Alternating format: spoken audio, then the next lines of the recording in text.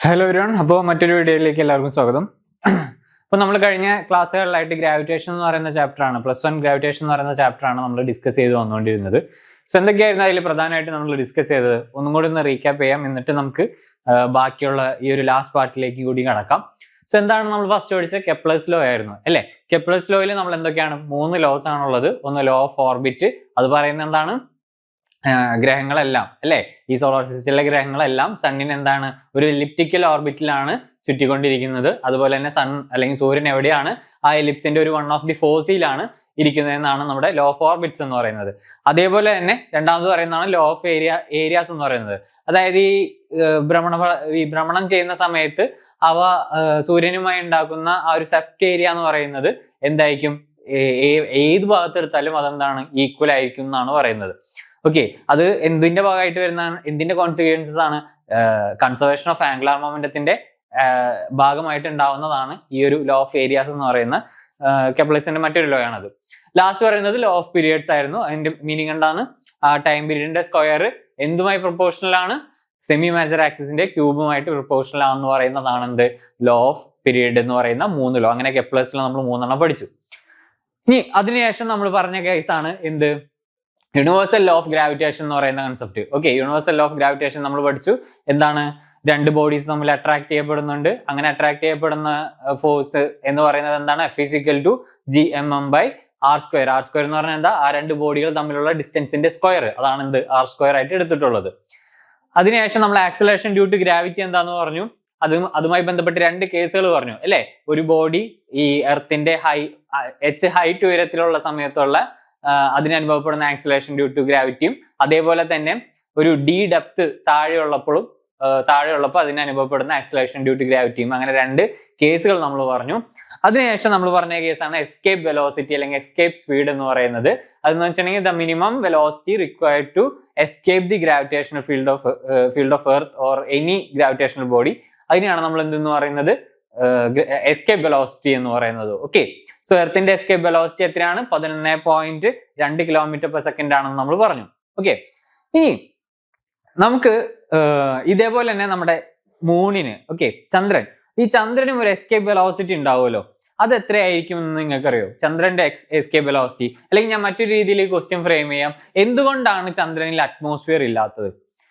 നമ്മുടെ ഭൂമിയിൽ കാണുന്ന പോലെ നമ്മുടെ ആകാശവും എയറും ഒക്കെ ഗ്യാസസ് ഒക്കെ അടങ്ങിയതാണല്ലോ നമ്മുടെ അറ്റ്മോസ്ഫിയർ എന്ന് പറയുന്നത്. സോ അതുപോലെ ചന്ദ്രനിൽ എന്തുകൊണ്ട് ഇല്ല? ഇതാണ് എന്റെ ചോദ്യം.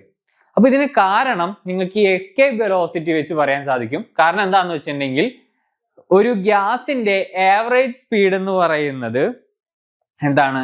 2.3 km/s കൂടുതലാണ്. ഓക്കെ, അപ്പൊ ഈ 2.3 km/s പ്രത്യേകത എന്താണെന്ന് നിങ്ങളോട് എന്നോട് ചോദിക്കുകയാണെങ്കിൽ അതാണ് എന്ത്, ചന്ദ്രന്റെ എസ്കേപ്പ് വെലോസിറ്റി അല്ലെങ്കിൽ മൂണിന്റെ എസ്കേപ്പ് വെലോസിറ്റി എന്ന് പറയുന്നത് 2.3 km/s ആണ്. അതായത് നമ്മുടെ നാച്ചുറലുള്ള ആവറേജ് ഗ്യാസസിന്റെ ഒക്കെ സ്പീഡിനേക്കാളും കുറവാണ് മൂണിന്റെ എന്തെന്ന് പറയുന്നത്, എസ്കേപ്പ് വെലോസിറ്റി എന്ന് പറയുന്നത്. അപ്പൊ അവിടെ ഏത് തരത്തിലുള്ള ഗ്യാസ് വന്നാലും അതെന്ത് ചെയ്യും, ആ സർഫസിൽ നിന്ന് എസ്കേപ്പ് ചെയ്തു പോകും. അപ്പൊ അതുകൊണ്ട് തന്നെ എന്തില്ല, ചന്ദ്രന് ഒരു അറ്റ്മോസ്ഫിയർ ഇല്ല. അതുകൊണ്ടാണ് എന്ത്, ചന്ദ്രന് അറ്റ്മോസ്ഫിയർ ഇല്ലാത്തത്. ഓക്കെ, അതുകൊണ്ട് തന്നെയാണ് നിങ്ങളിപ്പോ ചന്ദ്രനിൽ പോയിട്ട് ഈ ഒരു 2.3 km/s വേഗത്തിൽ നിങ്ങൾ ചാടുകയോ അല്ലെങ്കിൽ ഓടുകയൊക്കെ ചെയ്യുകയാണെങ്കിൽ നിങ്ങൾ എന്താണ്, ആ സർഫസിൽ നിന്ന്, മൂണിന്റെ സർഫസിൽ നിന്ന് നിങ്ങൾ വിട്ടുപോവുകയും അല്ലെങ്കിൽ ആ ഗ്രാവിറ്റേഷണൽ ഫീൽഡ് അല്ലെങ്കിൽ അതിന്റെ ഗ്രാവിറ്റേഷണൽ ഫീൽഡും ബേസിച്ച് നിങ്ങൾ പുറത്തു പോവുകയും ചെയ്യും. ഓക്കെ, സോ ആ ഒരു രീതിയിലാണ്, അതുകൊണ്ടാണ് എന്ത്, ചന്ദ്രനിൽ അറ്റ്മോസ്ഫിയർ ഇല്ല എന്നുള്ള കേസ് നമ്മൾ പറയുന്നത്. ഇനി നമ്മൾ പോകുന്നത്, ഈ ചന്ദ്രൻ എന്നൊക്കെ പറയുന്നത് എർത്തിന്റെ സാറ്റലൈറ്റ്സിൽ പെടുന്ന ഒരാളാണ് അല്ലെ. എർത്തിന്റെ നാച്ചുറൽ സാറ്റലൈറ്റ് ആണ് ആരെന്ന് പറയുന്നത്, ഈ മൂണെന്ന് പറയുന്നത്. അപ്പൊ സാറ്റലൈറ്റ്സ് എന്ന് പറഞ്ഞിട്ടുണ്ടെങ്കിൽ ഈ ഭൂമിക്ക് ചുറ്റും കറങ്ങുന്ന അല്ലെങ്കിൽ ഈ ഗ്രഹങ്ങളെ ചുറ്റും കറങ്ങുന്നവയാണ് എന്തെന്ന് പറയുന്നത്, നമ്മൾ ഈ സാറ്റലൈറ്റ്സ് എന്ന് പറയുന്നത്. ഓക്കെ, നാച്ചുറൽ സാറ്റലൈറ്റ്സ് ഉണ്ട്, അതല്ലാതെ നമ്മൾ ഈ ISROയും നാസയും ഒക്കെ വിക്ഷേപിച്ച് വരുന്ന സാറ്റലൈറ്റ്സ് ഉണ്ട്, മാൻമെയ്ഡ് സാറ്റലൈറ്റ്സും കാര്യങ്ങളൊക്കെ ഉണ്ട്. ഓക്കെ, സോ ഈ സാറ്റലൈറ്റ്സും എന്ത് ലോ ഫോളോ ചെയ്യുന്നുണ്ട്? കെപ്ലറിന്റെ 3 ലോസ് എന്ത് ചെയ്യുന്നുണ്ട്, ഫോളോ ചെയ്യുന്നുണ്ട്. ആരും ഈ പറഞ്ഞ സാറ്റലൈറ്റ്സ് എന്ത് ചെയ്യുന്നുണ്ട്, ഇതേ കാര്യങ്ങൾ ഫോളോ ചെയ്യുന്നുണ്ട്. ഓക്കെ, ഇനി ഈ സാറ്റലൈറ്റ്സിന് ഞാൻ പറഞ്ഞു നമുക്ക് 2 ആയിട്ട് തരംതിരിക്കാം. ഒന്ന് നാച്ചുറൽ സാറ്റലൈറ്റ്സും പിന്നെ ആർട്ടിഫിഷ്യൽ സാറ്റലൈറ്റ്സും വരുന്നത്. ആർട്ടിഫിഷ്യൽ സാറ്റലൈറ്റ്സിലാണ് നമ്മൾ വിക്ഷേപിച്ചിട്ടുള്ള അല്ലെങ്കിൽ ഇസ്രോയും അതുപോലെ തന്നെ നാസയും ഒക്കെ വിക്ഷേപിച്ചിട്ടുള്ള സാറ്റലൈറ്റ്സ് വരുന്നത് ആർട്ടിഫിഷ്യൽ സാറ്റലൈറ്റ്സിലാണ്. ഓക്കെ, സോ നാച്ചുറൽ സാറ്റലൈറ്റിലാണ് നമുക്ക് ഭൂമിക്ക് എന്താണ് ഒരു നാച്ചുറൽ സാറ്റലൈറ്റ് ഉള്ളതാണ് എന്ത് മൂൺ അല്ല അഥവാ ചന്ദ്രൻ എന്ന് നമ്മൾ പറയുന്നത്. ഓക്കെ, ബാക്കി ഗ്രഹങ്ങൾക്ക് ചിലവർക്ക് ഒരുപാട് ഗ്രഹങ്ങളുള്ള ഒരുപാട് സാറ്റലൈറ്റ്സുകളുള്ള ഗ്രഹങ്ങളുണ്ട്. സോ നിങ്ങളുടെ സോളാർ സിസ്റ്റത്തിലെ അത് നിങ്ങളൊക്കെ നോക്കിയാൽ മതി എത്രയാണ് ഏറ്റവും കൂടുതൽ എന്താ പറയാ സാറ്റലൈറ്റ്സ് ഉള്ള ഗ്രഹം ഏതാണെന്ന് കണ്ടെത്തി നിങ്ങൾ തന്നെ നോക്കുക, കണ്ടെത്തി വരാം. എന്നിട്ട് അതൊക്കെ ഒന്ന് കമന്റ് ബോക്സിൽ ഇടാം. ഏറ്റവും കൂടുതൽ സാറ്റലൈറ്റ്സ് വരുന്നത് ഏത് ഗ്രഹത്തിനാണെന്നുള്ള കാര്യം നോക്കിയിട്ട്. ഓക്കെ, ഇനി ചന്ദ്രൻ ഒരു വട്ടം നമ്മുടെ ഭൂമിനെ കറങ്ങി വരാൻ വേണ്ട സമയം എന്ന് പറയുന്നത് 27.3 ദിവസമാണ്. എത്രയാണ്? 27.3 ദിവസം എടുത്തിട്ടാണ് ചന്ദ്രൻ ഭൂമിനെ ഒരു വട്ടം കറങ്ങി വരുന്നത്. ഓക്കെ, സോ നമുക്കപ്പോ ഈ സാറ്റലൈറ്റ്സിന്റെ ഓർബിറ്റൽ സ്പീഡ് എന്ന് പറയുന്ന കൺസെപ്റ്റ്, ഓക്കെ, ഓർബിറ്റൽ സ്പീഡ് കണ്ടുപിടിക്കണം. ഓക്കെ, ഈ നാച്ചുറൽ സാറ്റലൈറ്റിന്റെ മാത്രമല്ല, ഇപ്പൊ ആർട്ടിഫിഷ്യൽ സാറ്റലൈറ്റിലൊക്കെ നമ്മൾ എങ്ങനെയാണ് ഇതിന്റെ ഓർബിറ്റൽ സ്പീഡ് കണ്ടെത്താന്നുള്ളതാണ്. ഓക്കെ, ഈ ആർട്ടിഫിഷ്യൽ സാറ്റലൈറ്റിനെ നമ്മൾ രണ്ട് രീതിയിൽ സാറ്റലൈറ്റ് ആയിട്ട് ജിയോ സ്റ്റേഷനറി എന്നും പോളാർ സാറ്റലൈറ്റ് എന്നും അങ്ങനെ രണ്ട് തരംതിരിക്കും. അത് നമുക്ക് പറയാം ലേറ്റ്ലി. ഒരു ചെറിയ ഭാഗമാണ് അത്, ജസ്റ്റ് തിയറി പറഞ്ഞു പോകേണ്ട കേസാണ്. അതിൽ കൂടുതൽ നമ്മൾ അതിലേക്ക് നോക്കേണ്ട ആവശ്യമില്ല. ഓക്കെ, സോ നമുക്ക് നോക്കേണ്ടത് orbital speed of satellites. Okay, orbital speed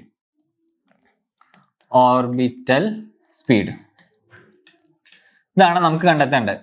okay, orbital speed.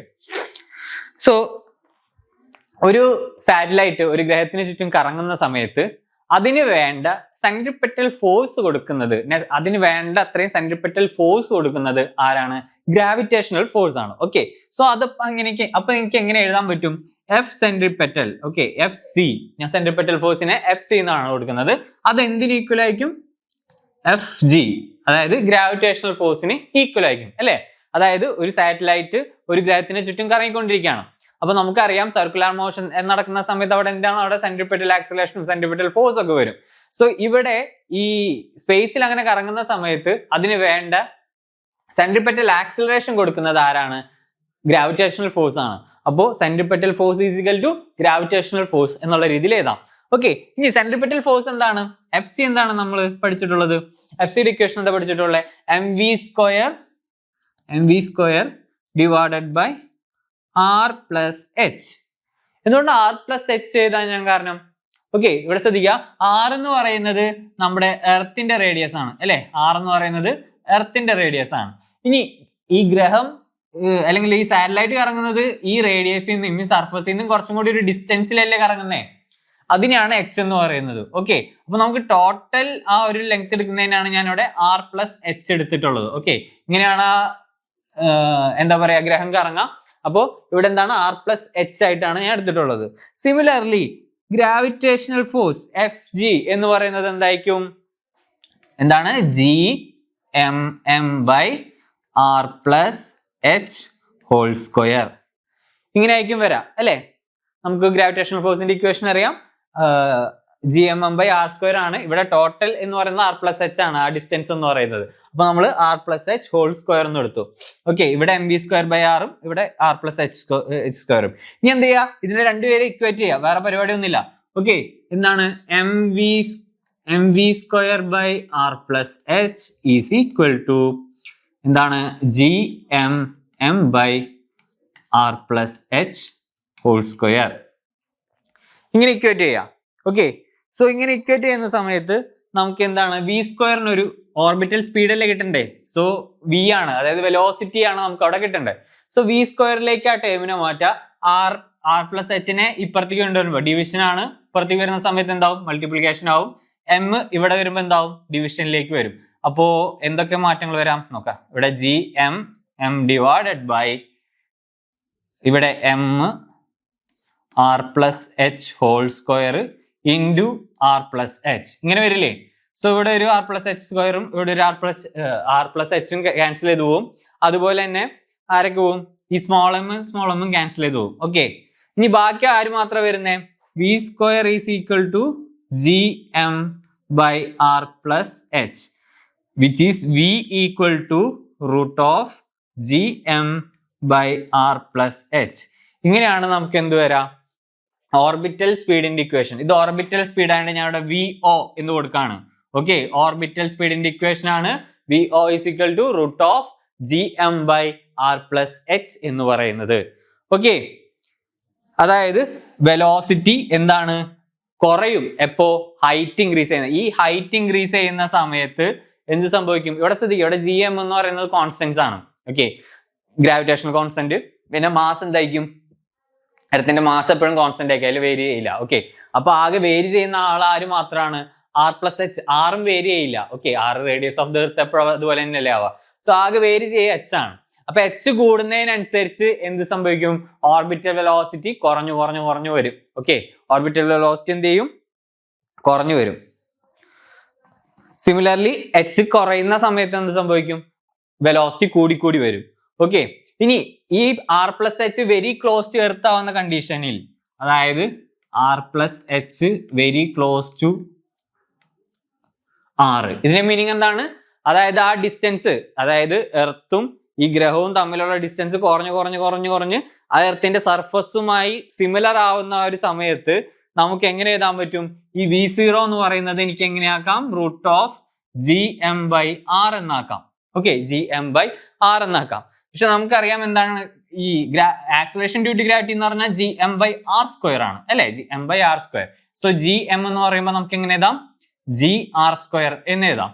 So V0 is equal to, ഇത് ഞാനിവിടെ സബ്സ്റ്റിറ്റ്യൂട്ട് ചെയ്യാണ്. So gr² divided by r. So ഇതിവിടെ ക്യാൻസൽ ചെയ്ത് പോയി.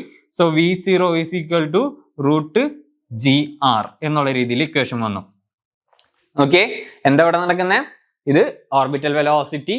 ഇപ്പൊ ഇത് നോക്കി, ഇതിനൊരു എസ്കേപ്പ് വെലോസിറ്റിയുടെ ഒരു ചായൊക്കെ വന്നു, അല്ലെ? എസ്കേപ്പ് വെലോസിറ്റി ആയിട്ടില്ല, പക്ഷെ അതിന്റെ ഒരു ചായൊക്കെ വന്നു. നമുക്ക് എസ്കേപ്പ് വെലോസിറ്റി റൂട്ട് 2gr ആണ്, പക്ഷെ ഇവിടെ 2 ഇല്ല, പക്ഷെ റൂട്ട് gr-ലേക്കൊക്കെ എത്തി. ഓക്കെ, അപ്പൊ നമുക്കൊരു റിലേഷൻ കണക്ട് ചെയ്യാൻ പറ്റും. ബട്ട് നമ്മൾ അതിലേക്ക് പോവാം. ബട്ട് ഇവിടെ നോക്കാം, ഇവിടെ എന്താണ്? ഈ ഓർബിറ്റലിന്റെ ഹൈറ്റ് കുറഞ്ഞു കുറഞ്ഞു കുറഞ്ഞു കുറഞ്ഞു വന്ന് ഇവിടെ എർത്തും ഇവിടെ ആ ഒരു ഓർബിറ്റും കറക്റ്റ് ആ സർഫസിന്റെ അവിടെ വരുന്ന സമയത്ത് അവിടെ അപ്പൊ ഉണ്ടാവുന്ന ഓർബിറ്റൽ സ്പീഡ് എന്ന് പറയുന്നത് എന്താണ്? V0 is equal to root 2gr ആണ് എന്ത്? അതിന്റെ ഓർബിറ്റൽ സ്പീഡ് എന്ന് പറയുന്നത്. ഓക്കെ, സോ ഈ ഒരു ഇക്വേഷൻ കിട്ടിയ സമയത്ത് നമുക്ക് ആരെയാണ് ഓർമ്മ വന്നത്? നമ്മുടെ എസ്കേപ്പ് വെലോസിറ്റിനാണ്, അല്ലെ? നിങ്ങൾക്കും തോന്നിയിട്ടുണ്ടാവും ഇതൊരു എസ്കേപ്പ് വെലോസിറ്റിയുടെ ഒരു ചായക്ക് വന്നില്ലേ, റൂട്ട് gr ഒക്കെ വന്നപ്പോ. അപ്പൊ നമുക്ക് എന്ത് ചെയ്യും? ഒരു റിലേഷൻ കണക്ട് ചെയ്യാൻ പറ്റും. The relation connecting escape velocity or escape speed and orbital velocity അല്ലെങ്കിൽ ഓർബിറ്റൽ സ്പീഡ് എങ്ങനെ വേണമെങ്കിലും എഴുതാം. ഓക്കെ, നമ്മൾ ഒരു റിലേഷൻ കണക്ട് ചെയ്യാണ്. ഓക്കെ, റിലേഷൻ കണക്ട് ചെയ്യാണ് ആരുമായിട്ട്? എന്ത്? എസ്കേപ്പ് വെലോസിറ്റിയും അതുപോലെ തന്നെ ഓർബിറ്റൽ വെലോസിറ്റി ആയിട്ടുള്ള റിലേഷൻ കണക്ട് ചെയ്യാണ്. സോ ഓർബിറ്റൽ വെലോസിറ്റി അറിയാൻ നമുക്ക് എന്താണ്? V0 root gm/r. ഏത് കേസിൽ? ഈ എർത്തിന്റെ സർഫസുമായിട്ട് അടുത്ത് വരുന്ന ഒരു സാറ്റലൈറ്റ് വന്ന് നിൽക്കുകയാണെങ്കിൽ അതിന്റെ ഓർബിറ്റലിന്റെ ഇക്വേഷൻ ഇതാണ്. ഓക്കെ, അല്ലെങ്കിൽ നമുക്ക് എങ്ങനെ എഴുതാം? V0 is equal to gr, അല്ലെ? Acceleration due to gravity into gr എന്നുള്ള രീതിയിൽ എഴുതാം.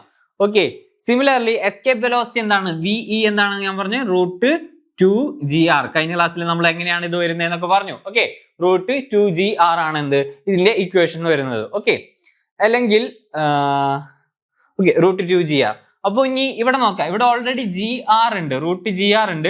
ഇവിടെ ആര് മാത്രം വരാത്തെ? ഓക്കെ, അപ്പൊ നമ്മൾ സെപ്പറേറ്റ് ചെയ്തോ ഇതാ. ഓക്കെ, ഞാനിവിടെ ജസ്റ്റ് സെപ്പറേറ്റ് ചെയ്യാണ്. ഇവിടെ റൂട്ട് 2 റൂട്ട് gr. ഓക്കെ, ഇങ്ങനെ സെപ്പറേറ്റ് ചെയ്ത് എഴുതി എസ്കേപ്പ് വെലോസിറ്റിനെ. ഇവിടെ നോക്കാം, ഈ റൂട്ട് gr എന്ന് പറയുന്ന ആരാണ്? ഓർബിറ്റൽ വെലോസിറ്റി ആണ്, അല്ലേ? അപ്പൊ നമുക്ക് എങ്ങനെ എഴുതാം? ആ റിലേഷൻ എങ്ങനെ എഴുതാൻ പറ്റും? VE അല്ലെങ്കിൽ escape velocity equal to root 2 into orbital velocity, അല്ലേ? റൂട്ട് 2 ഇൻറ്റു ഓർബിറ്റൽ വെലോസിറ്റി, അല്ലെങ്കിൽ orbital velocity is equal to escape velocity divided by root 2. അങ്ങനെയും പറയാം, എങ്ങനെ വേണമെങ്കിലും പറയാം. ആ റിലേഷൻ നമ്മൾ എളുപ്പത്തിൽ കണക്ട് ചെയ്യുന്നതാണ് എന്ത്? എസ്കേപ്പ് വെലോസിറ്റി എന്ന് പറയുന്നത് റൂട്ട് 2 ഇൻറ്റു ഓർബിറ്റൽ വെലോസിറ്റി ആണ്. അല്ലെങ്കിൽ എനിക്ക് വേണമെങ്കിൽ ഇങ്ങനെ എഴുതാട്ടോ. Orbital velocity is equal to എന്താണ്? Escape velocity divided by root 2. എങ്ങനെ വേണമെങ്കിലും എഴുതാം. രണ്ടും എഴുതിയാലും ശരി തന്നെയാണ്, ആ റിലേഷൻ കണക്ട് ആണ്. ഓക്കെ, അവിടെ വരുന്നത് എന്താണ്? എസ്കേപ്പ് വെലോസിറ്റി എന്ന് പറയുന്നത് ഒരു √2 കോഎഫിഷ്യന്റ് മൾട്ടിപ്ലൈ ചെയ്ത് വരുന്ന ഓർബിറ്റൽ വെലോസിറ്റിയാണ് എന്ത്? എസ്കേപ്പ് വെലോസിറ്റി എന്ന കേസിലേക്ക് വരുന്നത്. ഓക്കെ, അപ്പൊ നമ്മൾ ഓർബിറ്റൽ വെലോസിറ്റി അല്ലെങ്കിൽ ഓർബിറ്റൽ സ്പീഡ് ആണ് ഇപ്പോൾ ഡിസ്കസ് ചെയ്ത് വന്നിട്ടുള്ളത്. ഓക്കെ, ഇനി നമ്മൾ പോകുന്നത് time period of A satellite അല്ലെങ്കിൽ ടൈം ഓഫ് എ സാറ്റലൈറ്റ് എന്നുള്ള കേസിലേക്കാണ് നമ്മൾ പോകുന്നത്. ഓക്കെ, ടൈം, സമയം, എത്ര സമയം എടുക്കും ഒരു റൗണ്ട് ചുറ്റി വരാൻ അല്ലെങ്കിൽ ഒരു റവല്യൂഷൻ നടക്കാൻ വേണ്ടി എത്ര ടൈം എടുക്കും എന്നുള്ളതാണ് നമ്മൾ നോക്കേണ്ടത് ബേസിക് ആയിട്ട്. സോ ആ ടൈം പീരീഡ് എങ്ങനെ കണ്ടെത്താൻ പറ്റും? ടൈം ഈസ് ഈക്വൽ ടു എങ്ങനെ കണ്ടെത്താം? നമ്മൾ പറഞ്ഞിട്ടുണ്ട് speed is equal to distance by time അല്ലെ? Distance by time. അതിൽ നിന്ന് ടൈം ഈസ് ഈക്വൽ ടു നമുക്ക് എങ്ങനെ കിട്ടും? അപ്പോ ഡിസ്റ്റൻസ് ബൈ സ്പീഡ് അല്ലെ? ഡിസ്റ്റൻസ് ബൈ സ്പീഡ്, ഏറ്റവും ചെറിയ ക്ലാസ്സിലെ ഇക്വേഷൻ അല്ലെ? Distance by speed. So similarly നമുക്ക് ഇവിടെ എന്ത് ചെയ്യാം? ഈ ഡിസ്റ്റൻസിന് നമുക്ക് ഇക്വേഷൻ എഴുതാൻ പറ്റും. എന്താണ്? 2π. ആറിന്റെ കേസിൽ എന്ത് വരണം? r പ്ലസ് എച്ച് എന്ന് എഴുതണം കേട്ടോ. വെറും r എന്ന് ഇടരുത്, r പ്ലസ് എച്ച് എന്ന് ഇടണം. ഓക്കെ, സ്പീഡ് എന്താണ്? നമ്മൾ ഓൾറെഡി കണ്ടെത്തി, √gm by r plus H. Okay, √gm by r plus H. So ഇത് സോൾവ് ചെയ്യുമ്പോൾ 2π പുറത്തേക്ക് വരാം, 2π പുറത്തേക്ക് ഇടാം. സോ ഹോൾ റൂട്ടില് നമ്മൾ എങ്ങനെ എഴുതാൻ പറ്റും? ഇത് നേരെ പോകുമ്പോൾ r plus H whole square. Okay, r plus H whole cube sorry square അല്ല, ക്യൂബ് ഡിവൈഡഡ് ബൈ gm എന്നുള്ള രീതിയിലേക്ക് ഇക്വേഷൻ വരും. സോ ഇതാണ് എന്ത്? നമ്മുടെ ഇക്വേഷൻ, ടൈം പീരീഡിന്റെ, സാറ്റലൈറ്റിന്റെ ടൈം പീരീഡിന്റെ ഇക്വേഷൻ ആണ് t is equal to 2π √r plus H whole cube divided by gm എന്ന് പറയുന്നത്.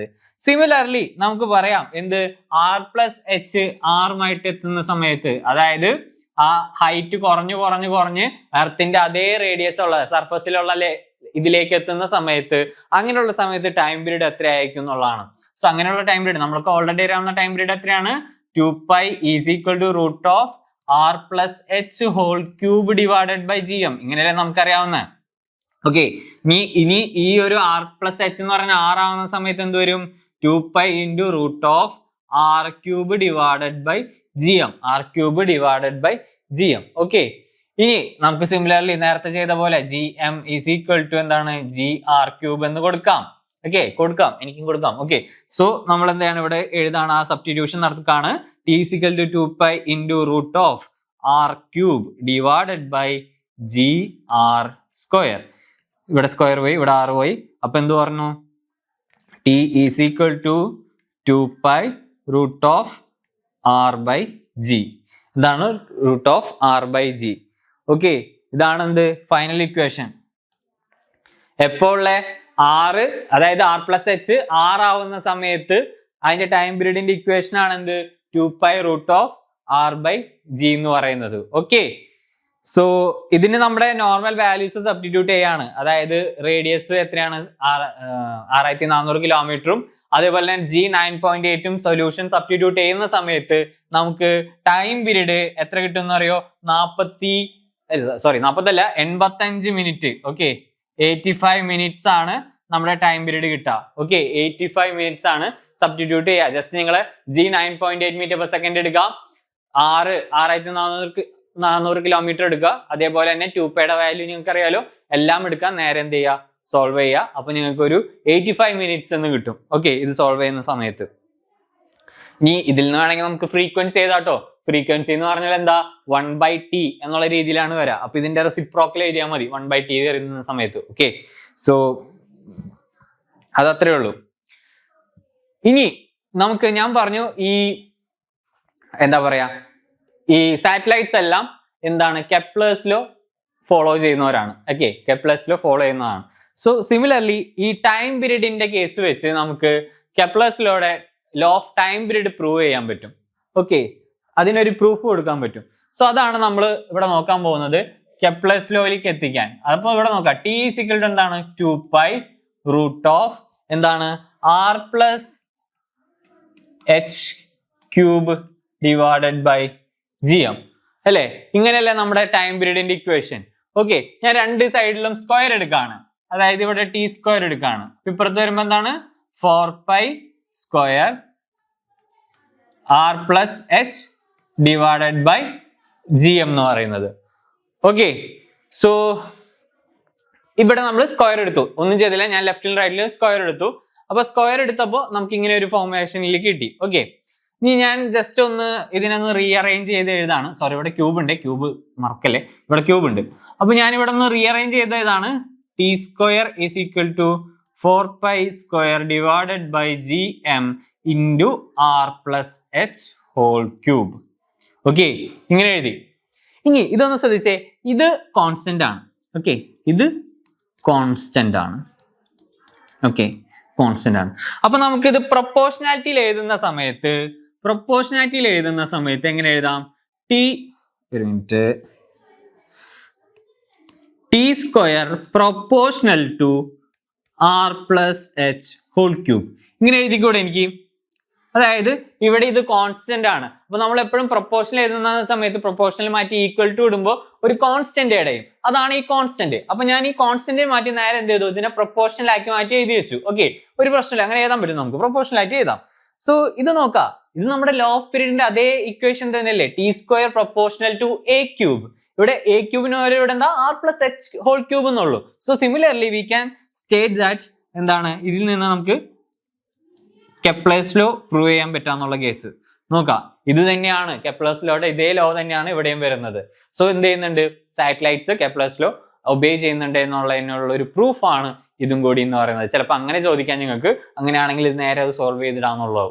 ഓക്കെ, സോ ഇത്രയും സിമ്പിൾ ആയിട്ടുള്ള ഒരു കേസാണ്, which is low of period. ഇത് കെപ്ലേഴ്സ് ലോ ഓഫ് പീരീഡ്സിലേക്ക് എങ്ങനെ എത്തി എന്നുള്ള കേസാണ് നമ്മൾ പറയുന്നത്. ഇനി അപ്പൊ ഇത്രയും കാര്യങ്ങൾ നമ്മൾ പറഞ്ഞു. സോ ഇനി ഇതിൽ പ്രധാനമായിട്ടും ഡിസ്കസ് ചെയ്യാൻ പറ്റുന്ന ഒരു കാര്യം എന്ന് പറയുന്നത് വെയിങ് എർത്ത് ആണ്. അതായത് നമ്മൾ ഭൂമിയുടെ മാസ് അളക്കാൻ പോവാണ്. നമുക്ക് ഓൾറെഡി ഇതൊക്കെ അളന്നിട്ടുള്ള കേസുകളാണ്, പക്ഷെ നമ്മളിത് എങ്ങനെ അളക്കാൻ പോണേന്ന് വെച്ചിട്ടുണ്ടെങ്കിൽ ജി തരും, അതേപോലെ തന്നെ റേഡിയസ് ഓഫ് ദ എർത്ത് തരും, അതേപോലെ മൂണിന്റെ റേഡിയസ് തരും, അതേപോലെ തന്നെ എന്തൊക്കെ തരും? നമ്പർ ഓഫ് റെവല്യൂഷൻ, അതായത് ടൈം പീരീഡ് തരും, എത്ര ടൈം പീരീഡിലാണ് മൂണ് നമ്മളെ ചുറ്റുന്ന കാര്യങ്ങളൊക്കെ തരും. ഇതൊക്കെ വെച്ചിട്ട് നമ്മളോട് കണ്ടുപിടിക്കാൻ പറയുന്നത് മാസ് ഓഫ് ദ എർത്ത് ആണ്. Okay, mass of the earth, എർത്തിന് എത്ര മാസ് ഉണ്ടെന്നുള്ളതാണ് നമ്മൾ കണ്ടുപിടിക്കാൻ പറയുന്നത്. സോ വളരെ നല്ല വിയേർഡ് ആയിട്ടുള്ള ക്വസ്റ്റ്യൻസ് ആണ്. നമുക്ക് നോക്കാം, രണ്ട് രീതിയിൽ ഇതിനെ കണ്ടുപിടിക്കാൻ പറ്റും. നമുക്ക് രണ്ട് രീതിയിൽ കണ്ടുപിടിക്കാം. ഒരെണ്ണം ഈസിയസ്റ്റ് ആണ്, കുറച്ചുകൂടി കണക്ട് ചെയ്യാൻ എളുപ്പമുള്ള ഒരു മെത്തേഡാണ്.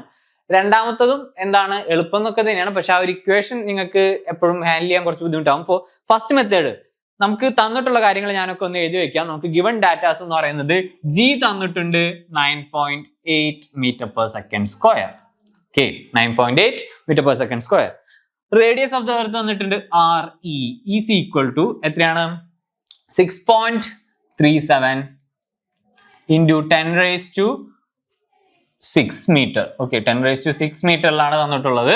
And the distance to the moon, okay, distance to the moon R ആയിട്ട് തന്നിട്ടുണ്ട്. Distance to the moon R എത്രയാണ്? അത് 3.84 into 10⁻8 metre. Okay, 10⁻8 metre.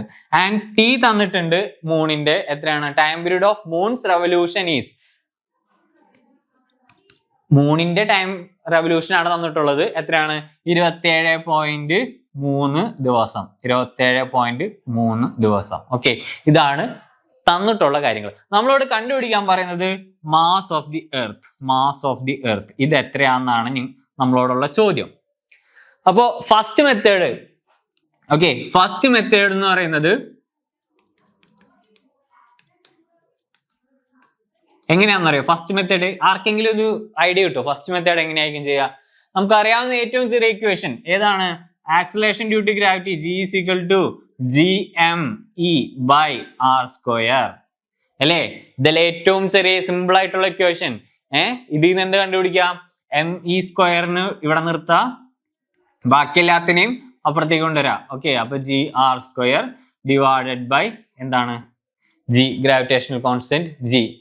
Okay, ഇവിടെ ഇത് എർത്തിന്റെ റേഡിയസ് ആണ്, RE ആണ്. ഓക്കെ, നമ്മളോട് RE ആണ് എടുത്തുള്ള റേഡിയസ് ആണ്. സോ ഇത് നേരെ എന്ത് ചെയ്യുക? സബ്സ്റ്റിറ്റ്യൂട്ട് ചെയ്യുക. ഇത് നേരെ സബ്സ്റ്റിറ്റ്യൂട്ട് ചെയ്യുന്ന സമയത്ത് നിങ്ങൾക്ക് എത്ര കിട്ടാന്ന് അറിയോ? ഒരു 5.97 ഇൻറ്റു, ഓക്കെ, എത്ര കിട്ടും? 10⁻². 24 കിലോഗ്രാം എന്നുള്ള രീതിയിലായിരിക്കും നിങ്ങൾക്ക് ഇതിന്റെ ആൻസർ കിട്ടാം ഫസ്റ്റത്തെ കേസിൽ. ഓക്കെ, ഇനി സെക്കൻഡ് മെത്തേഡ് എന്ന് പറയുന്നത്, ഫസ്റ്റത്തെ മെത്തേഡ് വളരെ എളുപ്പമായിരുന്നു അല്ലെ, വേറെ പരിപാടി ഒന്നുമില്ല. G = GM/R² ഇട്ടിട്ട് അതിൽ M കണ്ടെത്താന്നുള്ളതാണ് എളുപ്പമായിട്ടുള്ള പരിപാടി. Second method time period use ചെയ്തിട്ടാണ്. T = 2π √ എന്താണ് R³ / GM. ഈ ഇക്വേഷൻ എടുക്കാം, R³ / GM എന്നുള്ള ഇക്വേഷൻ എടുക്കാം. ഇനി ഇതിൽ R³ ഈ GM എന്ന് പറയുന്നത് എന്താണ്, ME ആണ്. R³ എന്ന് പറയുന്നത് RE എന്നുള്ള രീതിയിലാണ് വരാം. ഓക്കെ, നേരെ MEയിലേക്ക് സബ്സ്റ്റിറ്റ്യൂഷൻ കൊടുക്കുക. ME = എന്ത് വരും, 4π² R³ / GT എന്നുള്ള രീതിയിൽ വരും അല്ലെ. ഇവിടെ സ്ക്വയർ എടുക്കണം കേട്ടോ, ഇവിടെ സ്ക്വയർ എടുത്തിട്ടാണ് ഏതാണ് ഇവിടെ ക്യൂബ് പോവും. അല്ല, ഇവിടെ നമ്മൾ സ്ക്വയർ എടുക്കും. ഇപ്പൊ വേണ്ട, എല്ലാം കൂടി പോയി. 2π. ഓക്കെ, 6√. ഓക്കെ, R³ ഇവിടെ GT² എന്ന് വരും. ഓക്കെ, എങ്ങനെ T² വന്നതെന്ന് മനസ്സിലായാലും ഞാൻ സ്ക്വയർ എടുത്തിട്ടാണ് എന്ത് ചെയ്യുന്നത്, ഇതിന് ഇപ്പുറത്തേക്ക് കൊണ്ടുവരുന്നത്. ഓക്കെ, സ്ക്വയർ എടുത്ത് ഇപ്പുറത്ത് കൊണ്ടുവരാണ്. സോ സോൾവ് ചെയ്യുന്ന സമയത്ത് എത്ര കിട്ടും, 6.02 × 10⁻²4 കിലോഗ്രാം. Okay, 6.02 × 10⁻²4 kilogram. ഇപ്പുറത്ത് ശ്രദ്ധിക്കുക, നമുക്ക് എത്രയാണ് കിട്ടിയത്, 5.97 × 10⁻²4. അപ്പൊ രണ്ടോടത്തും 10⁻²4 കിടക്കുന്നത്. ഓക്കെ, അപ്പൊ ഏകദേശം സെയിം വാല്യൂസ് ആണ്. 10⁻²4 എന്ന് പറഞ്ഞിട്ടുണ്ടെങ്കിൽ എത്രയാണ്, 24 പൂജ്യം ഉണ്ട്. ഓക്കെ, 24 പൂജ്യം ഉണ്ട് ഈ വാല്യൂ കഴിഞ്ഞിട്ട്.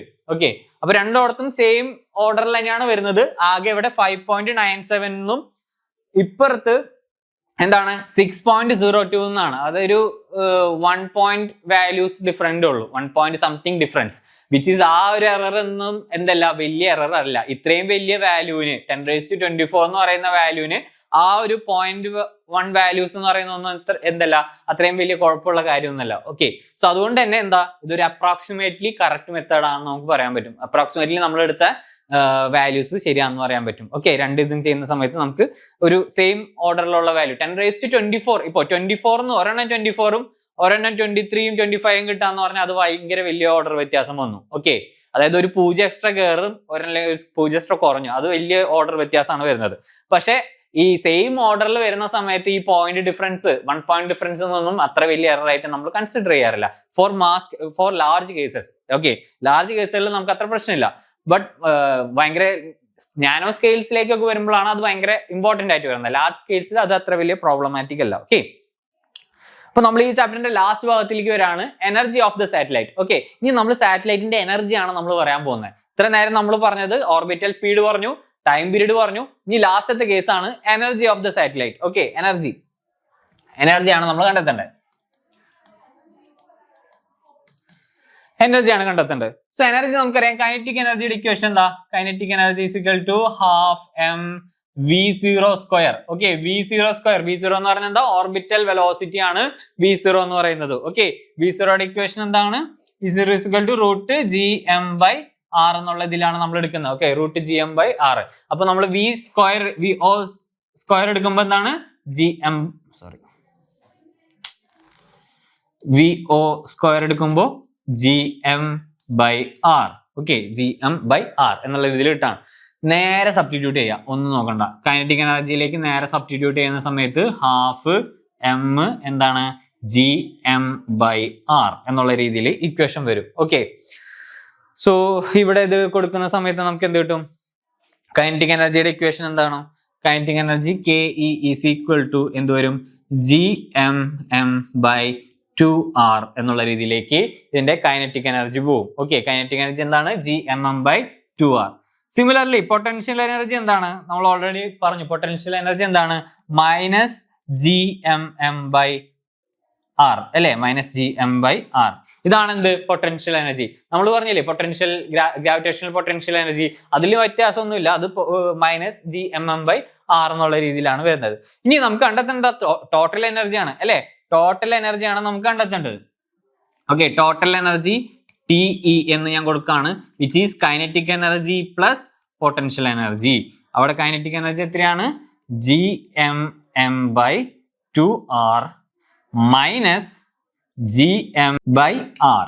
ഇതാണ് എന്ത് പൊട്ടൻഷ്യൽ എനർജി എന്ന് പറയുന്നത്. ഓക്കെ, സോ ഇത് സോൾവ് ചെയ്യുന്ന സമയത്ത് നമുക്ക് എന്ത് വരും? -gmm/2r എന്നുള്ള രീതിയിൽ വരും. ഓക്കെ, ഇതാണ് എന്ത് ടോട്ടൽ എനർജി. ഒരു ഓർബിറ്റിലുള്ള ടോട്ടൽ എനർജി എന്ന് പറയുന്നത് എന്താണ്? -gmm/2r എന്ന് പറയുന്നതാണ് എന്ത് അതിന്റെ ടോട്ടൽ എനർജി എന്ന് പറയുന്നത്. എന്തുകൊണ്ടാണ് മൈനസ് സൈൻ എന്ന് കാരണം എന്ന് വെച്ചിട്ടുണ്ടെങ്കിൽ അത് എന്താ പറയാ നെഗറ്റീവ് ആണ്. അത് നെഗറ്റീവിന്റെ മീനിങ് എന്താന്ന് വെച്ചിട്ടുണ്ടെങ്കിൽ പ്ലാനറ്റുമായിട്ട് സാറ്റലൈറ്റ് ബൗണ്ടഡ് ആണ്, അതുകൊണ്ടാണ് അതിന് ഒരു മൈനസ് സൈൻ വരുന്നത്. ഓക്കെ, അതായത് ഇപ്പോ ചന്ദ്രനാണെങ്കിൽ ചന്ദ്രൻ ഭൂമിയുമായിട്ട് എന്താണ് ബൗണ്ട് ചെയ്തുകൊണ്ടാണ് അതിന്റെ കൈനറ്റിക് എനർജിയിൽ ഒരു മൈനസ് സൈൻ വരുന്നത്. ഇനി അത് ആ മൈനസ് സൈൻ സീറോയോ അതേപോലെ തന്നെ പ്ലസ്സോ ആവുകയാണെങ്കിൽ, സോ സപ്പോസ് നിങ്ങൾക്ക് ഒരു പ്രോബ്ലം തരാണ്, ആ പ്രോബ്ലത്തിൽ നിങ്ങളോട് കൈനറ്റിക് എനർജി കണ്ടുപിടിക്കാൻ പറയാണ്. ഓക്കെ, എന്നിട്ട് ആ ചോദിക്കാണ് ഈ ബോഡി ബൗണ്ടഡ് ആയിട്ട് തന്നെ സർക്കുലർ ഇതിലൂടെ കടന്നു പോവോ അതോ ഈ ഇതിന്റെ ഗ്രാവിറ്റിയിൽ നിന്ന് എസ്കേപ്പ് ചെയ്തു പോകുന്നൊക്കെ നിങ്ങളോട് ചോദ്യം ചോദിക്കുകയാണ്. സോ അങ്ങനെ വരുന്ന സമയത്ത് നിങ്ങൾ ഈ എനർജി ടൈം കണ്ടുപിടിക്കുമ്പോൾ ഈ എനർജി ടൈം മൈനസ് ആണെങ്കിൽ അതിനർത്ഥം എന്താണ്? ആ പ്ലാനറ്റുമായിട്ട് ബൗണ്ടഡ് ആണ്. അതായത് ആ പ്ലാനറ്റ് ഒരിക്കലും എന്ത് ചെയ്യില്ല, ആ ഒരു ബൗണ്ട് സിസ്റ്റത്തിൽ നിന്ന് പുറത്തു പോവില്ല. പക്ഷെ സീറോ ആണോ അല്ലെങ്കിൽ സീറോയോ ഒരു പോസിറ്റീവ് വാല്യൂ ആണെങ്കിൽ അതിന്റെ മീനിങ് എന്താണ്? അതിനർത്ഥം ആ ഒരു ഗ്രാവിറ്റേഷൻ അല്ലെങ്കിൽ ആ ഓർബിറ്റിൽ നിന്ന് അത് വ്യതിചലിച്ച് വേറെ പാത്തിലേക്ക് പോകാനുള്ള ചാൻസസ് ഉണ്ട്. കാരണം അതിന് ഒരു എക്സ്ട്രാ എനർജി പോസിറ്റീവ് എനർജിയിലേക്ക് അതിനെ മാറിയിട്ടുണ്ട്. സോ അത്രയും കാര്യങ്ങൾ ശ്രദ്ധിക്കുക. അപ്പൊ നിങ്ങൾ പ്രോബ്ലം സോൾവ് ചെയ്യുന്ന സമയത്ത് if you get A positive value അല്ലെങ്കിൽ പോസിറ്റീവ് നമ്പർ ഈ ഒരു ടോട്ടൽ എനർജിയുടെ കേസിൽ, ഏത് ഓർബിറ്റിന്റെ എനർജിയുടെ കേസിൽ വരാണെങ്കിൽ അതിനർത്ഥം എന്താണ്? അവിടെ അത് ആ ഒരു ട്രജക്ടറി എന്താണ്? അത് ബ്രേക്ക് ചെയ്തുകൊണ്ട് ആ ബൗണ്ട് സ്റ്റേറ്റ് ബ്രേക്ക് ചെയ്യാൻ ചാൻസ് ഉണ്ട്. അതായത് എർത്തും അല്ലെങ്കിൽ രണ്ട് ബോഡീസ് തമ്മിലുള്ള ആ ഒരു ബൗണ്ട് സ്റ്റേറ്റ് എന്ത് ചെയ്യാണ്? ബ്രേക്ക് ചെയ്യാൻ ചാൻസ് ഉണ്ട്. നെഗറ്റീവ് ആണെങ്കിൽ എന്താണ്? അത് ബൗണ്ടഡ് ആണ്, ആ പ്ലാനറ്റുമായിട്ട് ആ സാറ്റലൈറ്റ് ബൗണ്ടഡ് ആണ്, അത് കറങ്ങിക്കൊണ്ട് തന്നെ ഇരിക്കും, അതിൽ വേറെ മാറ്റമൊന്നുമില്ല. ഓക്കെ, അതാണ് എന്ത് അതിന്റെ ആ ഒരു കേസ്. നമുക്ക് അങ്ങനെയാണ് അതിനെ കണ്ടെത്താൻ പറ്റുക. സോ ഇത്രയുമാണ് ഇതിൽ പ്രധാനപ്പെട്ടായിട്ട് ഡിസ്കസ് ചെയ്യേണ്ട കാര്യങ്ങൾ. ഇനി ഒരു ചെറിയ കാര്യങ്ങൾ കൂടി ഉണ്ട്. ഈ ആർട്ടിഫിഷ്യൽ സാറ്റലൈറ്റിൽ നമുക്ക് രണ്ടായിട്ട് തരംതിരിക്കാൻ ഞാൻ പറഞ്ഞു. ജിയോ സ്റ്റേഷനറിയും അതുപോലെ തന്നെ എന്താണ് പോളാർ സാറ്റലൈറ്റ് എന്ന് പറഞ്ഞ രണ്ട് കാറ്റഗറീസ് ഉണ്ട്. Okay, geostationaries and polar satellite. Okay, geo and polar. So geostationary എന്ന് പറഞ്ഞിട്ടുണ്ടെങ്കിൽ ഇതാണ് എർത്ത് എന്ന് വിചാരിക്കാം. ഓക്കെ, എർത്ത് എന്ന് വിചാരിക്കാം. ഈ എർത്തിന്റെ ഹോറിസോണ്ടലി ഒരു പൊസിഷനിൽ വെക്കുന്നതാണ് എന്ത് ഈ ജിയോ സ്റ്റേഷനറി സാറ്റലൈറ്റ്സ് എന്ന് പറയുന്നത്. ഇതിന്റെ പ്രത്യേകത എന്താന്ന് വെച്ചിട്ടുണ്ടെങ്കിൽ ഈ ഭൂമി കറങ്ങുന്ന അതേ വേഗത്തിൽ തന്നെയാണ് ഇതിന്റെ റെവല്യൂഷൻ പീരീഡ് എന്ന് പറയുന്നത്. അപ്പോ എവിടെയാണോ നമ്മൾ ആ സാറ്റലൈറ്റിനെ പൊസിഷൻ ചെയ്യുന്നത്, അതായത് ഇവിടെ നിന്ന് ഇപ്പോ ഇത് നോക്കിയാൽ കാണുന്ന ഈ സാറ്റലൈറ്റ് ഇത് എപ്പോഴും തിരിയുമ്പോഴും ഇതേ പൊസിഷനിൽ തന്നെ ആയിരിക്കും ഉണ്ടാവുക. ഓക്കെ, അതായത് ഇവിടെ ഇപ്പോ ഇന്ത്യ ഒരു ജിയോ സ്റ്റേഷനറി സാറ്റലൈറ്റ് വിക്ഷേപിച്ചു എന്ന് വെക്കുക. ഇതാണ് ഇവിടെയാണ് ഇന്ത്യ എന്ന് വിചാരിക്കുക. അപ്പോൾ ഈ സാറ്റലൈറ്റ് ഇന്ത്യയുടെ മുകളിലായിട്ടാണ് വെക്കുന്നതെന്ന് വിചാരിക്കുക. അപ്പോൾ ഈ ഭൂമി കറങ്ങുന്നുണ്ട്. അപ്പൊ അതോടൊപ്പം തന്നെ ഇന്ത്യയുടെ ഈ ഒരു മുകൾ ഭാഗത്തായിട്ടാണ് ഈ ഒരു സാറ്റലൈറ്റ് ഇരിക്കുന്നത്. അത് അപ്പോഴും അവിടെ തന്നെ സ്റ്റേഷനറി ആയിട്ട് തന്നെ നിന്നുകൊണ്ടിരിക്കും. അതുകൊണ്ടാണ് ആ പേര് ജിയോ സ്റ്റേഷനറി സാറ്റലൈറ്റ്. സ്റ്റേഷനറി ആയിട്ട് തന്നെ നിൽക്കും, അത് ഭൂമി കറങ്ങുന്നതിന്റെ ഒപ്പം തന്നെ കറങ്ങും. ഓക്കെ, ഈ ജിയോ സ്റ്റേഷനറി സാറ്റലൈറ്റ്സ് നമ്മൾ കുറച്ചും കൂടി ദൂരെയാണ് സ്ഥാപിക്കുക. അതായത് അവരുടെ റേഞ്ച് കുറച്ചും കൂടി ഹയർ ആണ് comparing to polar satellite. Polar satellite നമ്മുടെ എർത്ത് സർഫസിൽ നിന്ന് ഒരു 500-700 കിലോമീറ്ററിലാണ് പോളാർ സാറ്റലൈറ്റ്സ് വെക്കുന്നത്. ജിയോ സ്റ്റേഷനറി ആണെങ്കിൽ കുറച്ചും കൂടിയും ഡിസ്റ്റൻസിൽ നമ്മൾ വെക്കുന്ന കേസുകളാണ്. കമ്മ്യൂണിക്കേഷനും കാര്യങ്ങൾക്കൊക്കെ കൂടുതൽ ഉപയോഗിക്കുന്നത് ആരാണ്? ജിയോ സ്റ്റേഷനറി സാറ്റലൈറ്റ്സ് ആണ് കൂടുതൽ ഉപയോഗിക്കുന്നത്. ഓക്കെ, മിക്ക ഇപ്പൊ നാസ ആയാലും എല്ലാവരും ഉപയോഗിക്കുന്നത് ഈ ജിയോ സ്റ്റേഷനറി ആണ്. വളരെ യൂസ്ഫുൾ ആയിട്ട് ഇപ്പൊ ഒരു ഇന്ത്യയുടെ മാപ്പിംഗ് ഒക്കെ ചെയ്യണമെങ്കിലും അതുപോലെ തന്നെ ഈ GPS ഇതിനൊക്കെ വേണ്ടിയിട്ടും യൂസ് ചെയ്യാൻ ഏറ്റവും എളുപ്പം ഈ ജിയോ സ്റ്റേഷനറി ഓർബിറ്റ്സ് ആണ് അല്ലെങ്കിൽ സാറ്റലൈറ്റ്സ് ആണ് യൂസ് ചെയ്യുന്നത്. ഇനി പോളാർ സാറ്റലൈറ്റ്സ് എന്ന് പറഞ്ഞാൽ ഞാൻ പറഞ്ഞു എർത്തിന്റെ കുറച്ചും കൂടി അടുത്ത് കൊണ്ടുപോയി വെക്കുന്ന അല്ലെങ്കിൽ ഒരു 500-700 കിലോമീറ്ററിൽ വെക്കുന്ന ഹൈറ്റിൽ വെക്കുന്നവരാണ് ഈ പോളാർ സാറ്റലൈറ്റ്സ് എന്ന് പറയുന്നത്. ഇവര് ഈ ഹൊറിസോണ്ടൽ ഈ ജിയോ സ്റ്റേഷനറി പോലെ ഇങ്ങനെ ഹൊറിസോണ്ടലി അല്ല കറങ്ങുന്നത്, പകരം പോളാർ ആയിട്ടാണ്. അതായത് പോൾ ടു പോൾ ആണ്, അതായത് north pole to south pole, അങ്ങനെയാണ് അവരുടെ വെർട്ടിക്കലി ആണ് അവരുടെ റെവല്യൂഷൻ എന്ന് പറയുന്നത്. അപ്പൊ അതുകൊണ്ട് തന്നെ ഒരു സ്ഥലത്ത് മാത്രമായിട്ട് ഒതുങ്ങിക്കൂടല്ല, അവര് എന്താ പറയാ ഒരു ദിവസം തന്നെ പല സ്ഥലങ്ങളിൽ റിപ്പീറ്റഡ് ആയിട്ട് കടന്നു പോകും. ഭൂമി വെസ്റ്റ് ടു ഈസ്റ്റ് അല്ല കറങ്ങുന്നേ, അല്ലെ? വെസ്റ്റ് ടു ഈസ്റ്റ് കറങ്ങുന്നതുകൊണ്ടാണ് നമുക്ക് സൂര്യൻ കിഴക്കുതിച്ച് പടിഞ്ഞാറ് അസ്തമിക്കുന്നതായിട്ട് തോന്നുന്നത്. സോ വെസ്റ്റ് ടു ഈസ്റ്റ് ആണ് ഭൂമി കറങ്ങുന്നത്. പോളാർ എന്ത് ചെയ്യുന്നതാണ്? ഈ നോർത്ത് ടു സൗത്ത് ആണ് കറങ്ങുന്നത്. അപ്പൊ അങ്ങനെ വരുന്ന സമയത്ത് എന്ത് സംഭവിക്കും? ഒരേ സ്ഥലത്ത് തന്നെ മേ ബി ഇവിടെ ശ്രദ്ധിക്കുക, ഇവിടെ നിന്ന് ഇപ്പോ ഇവിടെ ഒരു എന്താ പറയാ, ഇവിടെ ഇന്ത്യ എന്ന് വിചാരിക്കാം. ഓക്കെ, ഇന്ത്യ അവിടെ ഇരിക്കുന്നുണ്ട്. സോ ഇവിടെ രാവിലെ ഇതിങ്ങനെ സർക്കുലേറ്റ് ചെയ്ത് പോയി ഭൂമി ഇങ്ങോട്ട് കറങ്ങുന്നുണ്ടെന്ന് വിചാരിക്കുക, അല്ലെങ്കിൽ ഇങ്ങോട്ട് കറങ്ങുന്നുണ്ട്, ഏത് രീതിയിലും കറങ്ങട്ടെ. അപ്പോൾ തിരിച്ച് ഈ ഒരു വരുന്ന വഴിക്ക് അതിന്റെ ഇടയിൽ പിന്നെയും എന്ത് ചെയ്യാം? ഇന്ത്യയുടെ ഭാഗത്തോടെ പിന്നെയും കടന്നു പോകാൻ പറ്റും. പക്ഷേ ഈ പോളാർ സാറ്റലൈറ്റിന്റെ പ്രശ്നം എന്താണെന്ന് വെച്ചിട്ടുണ്ടെങ്കിൽ, നമ്മളിപ്പോൾ അതിലൊരു ക്യാമറ ഘടിപ്പിച്ചിട്ടുണ്ടെങ്കിൽ ഈ 600-700 കിലോമീറ്ററിൽ ഒരു ക്യാമറ ഘടിപ്പിച്ചിട്ടുണ്ടെങ്കിൽ വളരെ ചെറിയൊരു ഭാഗം മാത്രമേ ഭൂമിയുടെ നമുക്ക് ക്യാപ്ചർ ചെയ്യാൻ പറ്റുള്ളൂ. നമ്മൾ വിചാരിക്കുന്ന പോലെ എളുപ്പമല്ല ഈ ക്യാമറാസിൽ ഈ ഭൂമിയെ പതിയാന്ന് പറയുന്നത്. നമ്മൾ അത്രയും ഡിസ്റ്റൻസിൽ നിന്നാൽ മാത്രമാണ് ആക്ച്വലി ഭൂമിയുടെ ഒരു എന്താ പറയാ എൻറ്റയർ വ്യൂ കിട്ടാന്ന് പറയുന്നത്. 600-700 കിലോമീറ്ററിലൊക്കെ പറയുകയാണെങ്കിൽ നമ്മുടെ ഭൂമിയെ ഏകദേശം എന്താണ് ഒരു വലിയൊരു ചെറിയ പോർഷൻ മാത്രമേ നമുക്ക് കാണാൻ പറ്റുള്ളൂ. ഓക്കെ, അതല്ലാതെ എൻറ്റയർ ഭൂമിനെ ഒന്നും അവിടെ നമുക്ക് ഇന്ന് കാണാൻ പറ്റില്ല, അത്രയും വലുതാണ്. നിങ്ങൾ അത് ആലോചിക്കണം, 6400 കിലോമീറ്റർ റേഡിയസ് ഉണ്ട് ഭൂമിക്ക്. ഓക്കെ, അപ്പൊ 600-700 എത്ര കിലോമീറ്റർ എന്ന് പറയുന്നത് എത്ര ഡിസ്റ്റൻസ് ഉണ്ടെന്ന് നിങ്ങൾ ആലോചിക്കുക. ഓക്കെ, സോ അത്രയും ഡിസ്റ്റൻസിൽ വെക്കുമ്പോഴൊന്നും അത് കാണില്ല. അപ്പോൾ നിങ്ങൾ ആലോചിക്കുക, ജിയോ സ്റ്റേഷനറി എന്ന് പറയുമ്പോൾ എന്താ? സ്റ്റേഷനറി ആയിട്ട് ഒരു സ്ഥലത്ത് തന്നെ നിന്നുകൊണ്ട് അല്ലെങ്കിൽ ആ ഒരു പൊസിഷനെ ലോക്ക് ചെയ്തുകൊണ്ട് ഭൂമിക്കൊപ്പം കറങ്ങാം. ഓക്കെ, പോളാർ സാറ്റലൈറ്റ്സ് എന്ന് പറഞ്ഞത് നോർത്ത് ടു സൗത്ത് കറങ്ങുന്നവരെയാണ് നമ്മൾ എന്തെന്ന് പറയുന്നത്, അല്ലെങ്കിൽ ആ ഒരു പോൾസിലൂടെ കടന്നു പോകുന്നവരാണ് നമ്മൾ എന്തെന്ന് പറയുന്നത് ഈ പോളാർ സാറ്റലൈറ്റ്സ് എന്ന് പറയുന്നത്. പോളാർ സാറ്റലൈറ്റ്സ് യൂഷ്വലി കൂടുതൽ റിസർച്ച് പർപ്പസിനാണ് നമ്മൾ യൂസ് ചെയ്യാറ്. ഓക്കെ, റേഡിയോ വേവ്സ് റിസർച്ച്, അങ്ങനെ ഒരുപാട് റിസർച്ച് മേഖലകളിൽ ഉപയോഗിക്കുന്നതാണ് ഈ പോളാർ സാറ്റലൈറ്റ്. കാരണം എല്ലാ ഭാഗത്തു കൂടിയും കടന്നു പോകും, എല്ലാ ഏരിയാസും നമുക്ക് കാണാൻ പറ്റും. അപ്പോൾ ഒരു സ്ഥലത്ത് തന്നെ വെച്ചുകൊണ്ട് നമുക്ക് റിസർച്ച് ചെയ്യേണ്ട ആവശ്യമില്ല. ഓക്കെ, അപ്പോൾ പല ടെലസ്കോപ്പ് രീതികളും കാര്യങ്ങളൊക്കെ നമുക്ക് എന്ത് ചെയ്യും? പോളാർ സാറ്റലൈറ്റ് എന്ന രീതിയിൽ ചെയ്യാൻ പറ്റും. അപ്പൊ നമുക്ക് ഒരുപാട് വ്യൂസ് കിട്ടും സ്പേസിന്റെ തന്നെ. അപ്പൊ അങ്ങനെ റിസർച്ച് മേഖലയിലൊക്കെയാണ് കൂടുതൽ പോളാർ സാറ്റലൈറ്റ്സ് രൂപങ്ങൾ കൂടുതൽ കൊടുക്കുന്നത്. നമ്മുടെ ഇൻഫ്രാസ്ട്രക്ചർ ഡെവലപ്മെന്റ് കാര്യങ്ങളൊക്കെ ഡീൽ ചെയ്യുന്നത് കൂടുതലും ഈ ജിയോ സ്റ്റേഷനറി ആണ്. ഇസ്രോ ഒക്കെ കൂടുതൽ ജിയോ സ്റ്റേഷനറി സാറ്റലൈറ്റ്സ് ആണ് വിക്ഷേപിച്ചിട്ടുള്ളത്. ഇപ്പോൾ ഇൻസാറ്റ് ഒക്കെ ജിയോ സ്റ്റേഷനറിയുടെ എക്സാമ്പിൾ ആണ്, നിങ്ങൾക്ക് നിങ്ങളുടെ ടെക്സ്റ്റ് ബുക്കിൽ കാണാൻ പറ്റും. ഓക്കെ, സോ ഇത്രയുമാണ് പ്രധാനപ്പെട്ട ഗ്രാവിറ്റേഷൻ എന്ന് പറയുന്ന ചാപ്റ്റർ. നമ്മൾ ഇതോടുകൂടി തീർക്കാണ്. 3 പാർട്ടായിട്ട് നമ്മൾ ഈ ഒരു ചാപ്റ്റർ കാര്യമായിട്ട് തന്നെ ഡിസ്കസ് ചെയ്തത്. ഇതിലെ എല്ലാ എന്താ പറയാ ഇക്വേഷൻസ്, ഡെറിവേഷൻസ് എല്ലാം തന്നെ പറഞ്ഞു. വളരെ എളുപ്പമുള്ള ഒരു ചാപ്റ്റർ ആണ്. കമ്പാരിറ്റീവ്ലി നിങ്ങളുടെ +1 ഏറ്റവും എളുപ്പമുള്ള, നിങ്ങൾ നേരത്തെ പഠിച്ചിട്ടുള്ള, നിങ്ങൾക്ക് അറിയാവുന്നതായിട്ടുള്ള ചാപ്റ്റേഴ്സ് ആണ് ചാപ്റ്റർ ആണ് എന്തെന്ന് പറയുന്നത് ഗ്രാവിറ്റേഷൻ എന്ന് പറയുന്നത്. പുതുതായിട്ട് ആക്ച്വലി ഒരു കാര്യം പഠിച്ചിട്ടുള്ളൂ, കെപ്ലർസ് ലോ. ഓക്കെ, കെപ്ലർസ് ലോ മാത്രമാണ് നിങ്ങൾ പുതുതായിട്ട് പഠിച്ചത്. പിന്നെ ഓർബിറ്റൽ സ്പീഡും ഓർബിറ്റൽ വെലോസിറ്റി, അതിന്റെ എനർജി, ഈ കേസുകൾ മാത്രമാണ് പുതുതായിട്ട് പഠിച്ചിട്ടുള്ളത്. ബാക്കി യൂണിവേഴ്സൽ ഗ്രാവിറ്റേഷൻ ലോയും അതുപോലെ തന്നെ ആക്സിലറേഷൻ ഡ്യൂ ടു ഗ്രാവിറ്റിയും എല്ലാം നിങ്ങൾക്ക് ഓൾറെഡി അറിയാവുന്ന കാര്യങ്ങളാണ്. അപ്പോൾ കുറച്ചും കൂടി കാര്യങ്ങൾ ആഡപ്പ് ചെയ്തുകൊണ്ട് പഠിക്കേണ്ട കാര്യം മാത്രമാണ് എന്തെന്ന് പറയുന്നത് ഈ ഗ്രാവിറ്റേഷൻ എന്ന് പറയുന്ന ചാപ്റ്റർ എന്ന് പറയുന്നത്. കാരണം ഇനി അങ്ങോട്ട് +1 ബാക്കി ചാപ്റ്റേഴ്സ് ആയാലും ഇനി ബാക്കി ഏത് ചാപ്റ്റേഴ്സ് ആയാലും ഒക്കെ തന്നെ ഒരു പുതുതായിട്ടാണ് നിങ്ങൾ ഈ കാര്യങ്ങൾ പഠിക്കുന്നത്, അല്ലെങ്കിൽ കുറച്ചും കൂടി ആഴത്തിലുള്ള ഡെപ്തിലാണ് പഠിക്കുന്നത്. ഇത് അത്രയും ഡെപ്തിലേക്ക് ഇറങ്ങിയിട്ടുണ്ട്, കുറച്ചൊക്കെ ഡെപ്തിലേക്ക് ഇറങ്ങിയിട്ടുണ്ട്. പക്ഷെ ഈ മറ്റ് ചാപ്റ്റേഴ്സിന് പോലെ അത്രയും ഡീപ്പിൽ നിങ്ങൾ പോകുന്നില്ല. ഓക്കെ, സോ അത് കാരണം ഇത് ഡീപ്പിൽ പോയിട്ടുണ്ടെങ്കിൽ നിങ്ങൾക്ക് ഒന്നും മനസ്സിലാവില്ല, അത്രയും കുറച്ചും കൂടിയും ടഫ് ആവും. ഓക്കെ, അതുകൊണ്ടാണ് നമ്മൾ ഈ ഒരു രീതിയിൽ പഠിപ്പിക്കുന്നത്. അതുകൊണ്ട് തന്നെ ഇതൊരു എളുപ്പമുള്ള ചാപ്റ്റർ ആണ്. +1 ചോദ്യങ്ങൾക്ക് പെട്ടെന്ന് മനസ്സിലാവാനും ആൻസർ ചെയ്യാനും വളരെ എളുപ്പമാണ്. കാരണം കുറച്ച് ഇക്വേഷൻസ് മാത്രമേ ഉള്ളൂ. നിങ്ങൾക്ക് യൂണിവേഴ്സൽ ഗ്രാവിറ്റേഷൻ ലോ അറിയാമെങ്കിൽ അതേപോലെ തന്നെ എസ്കേപ്പ് വെലോസിറ്റിയുടെ ഇക്വേഷൻ അറിയാം. എസ്കേപ്പ് വെലോസിറ്റി മസ്റ്റ് ആണ്.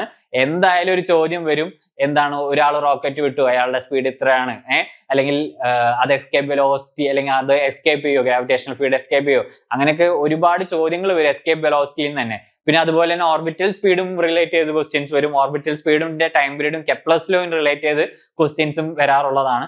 അതൊക്കെ എളുപ്പത്തിൽ ചെയ്യാൻ പറ്റും. കാരണം നിങ്ങൾക്ക് ഈ ടൈം പീരീഡ് അറിയാവുന്ന ഒരു വ്യക്തിക്കാണെങ്കിൽ ലോ ഓഫ് പീരീഡ് അറിയാവുന്ന, കെപ്ലർ ലോ ഓഫ് പീരീഡ് അറിയാവുന്ന ഒരു വ്യക്തിക്ക് വളരെ എളുപ്പം ചെയ്യാൻ പറ്റാവുന്ന, വെറും അനലിറ്റിക്കൽ മെത്തേഡിലൂടെ ചെയ്യാൻ പറ്റാവുന്ന കാര്യങ്ങളാണ് ഈ പറഞ്ഞ ഇക്വേഷൻസ് ഒക്കെ തന്നെ. അപ്പൊ അതുകൊണ്ട് തന്നെ ഈ ഒരു ചാപ്റ്റർ വളരെ ഇമ്പോർട്ടൻസോടുകൂടി കാണാം. സോ അടുത്ത ഒരു ചാപ്റ്റർ ആയിട്ട് വീണ്ടും വരാം.